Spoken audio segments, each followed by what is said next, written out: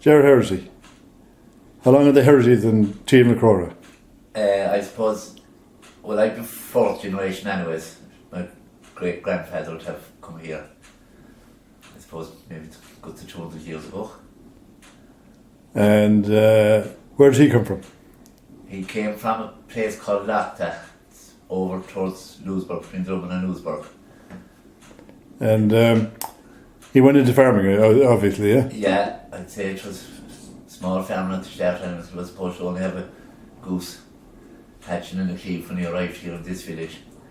That's all he had to his name. And what have you branched into then? You've gone mostly into sheep, is it? Mostly sheep, yeah. There used to be a few cows years ago from where kids and things for to have dog milk for the house and that. But they were non-profitable then afterwards. So you've no cow at all? No cow at all now. Have you any cattle at all? No cattle at all, no. And you have a big share in Croagh Patrick, is it? Yeah, my brother now would have more share in Croagh Patrick. I'd be more private over this in here, like. But my brothers they own the side of Croagh Patrick between them, they have shares in it. How many shares are on the Reek and Croagh Patrick about? There's, on this side of the hill, there's 4. And on the other side? The other side, I think there could be 20 odd on the other side. That's the Morris side, is it? The Morris side, yeah. That's on the Morris side. So would your shares, your four shares would be big lots of ground? Yeah, I'm not sure what acreage is in it now, but it'd be, I don't know what it'd be in it, maybe 700 or 800 acres. In total? In total, yeah. So that's shared? Yeah. And about the same on the other side then, would it? It'd be the same on the other side, yeah. So they'd have very small shares on the other side? Small holdings, we call them, yeah. Right, yeah. And is farming sheep a difficult job, is it? It's like everything, if you're used to it, it's not.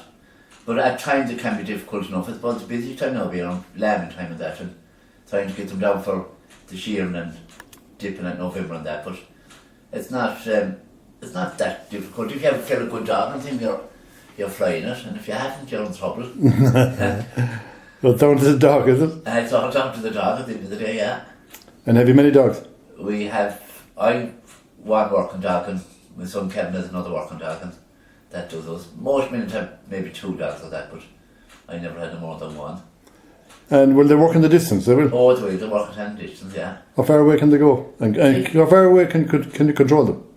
I'd say you control them a good mile away anyways, or whatever. If the dog is used to the hill and used to the place, he nearly knows what to do himself anyway, like.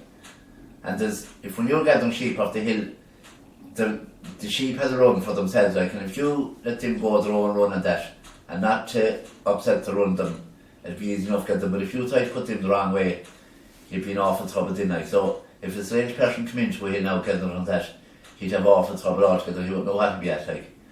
So it's just a matter of being used to it all, like, and that's the way it goes. And how often do you bring them up and put them down and that kind of thing, do you? We'd bring them down, we'd say this time of year now they're down for the ram.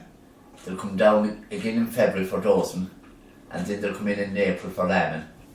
Again at shearing time, and it'll be back to harvest time then again.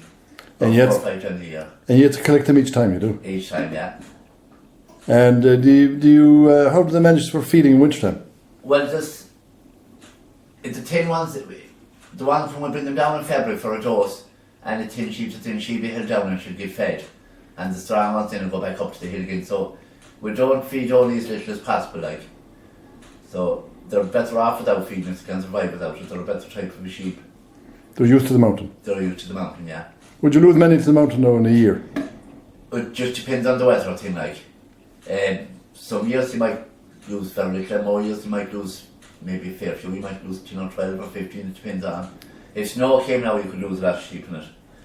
But thanks to God, it doesn't happen too often. So is the weather worse than disease, is it? Or disease? Would you lose many to disease? No, the hill sheep don't get many diseases at all. No. And what's the most common disease they would get, that is? I'd say maybe in harvest time now a lamb or that might get maybe broths or that, like, and that'd be the most thing now that kill sheep fairly soon around here. Now, fluke, but it's not too bad in the hills with fluke either. Fluke can kill sheep too if they weren't looked after and kept dosing thing. Okay. That's the idea of dosing them, and it was to keep the fluke at bay. And how often do you have to dose them? We dose them about 3 times a year. And you have to treat them for anything else, or is it just fluke? We dip them in harvest time as well. And what does dipping do?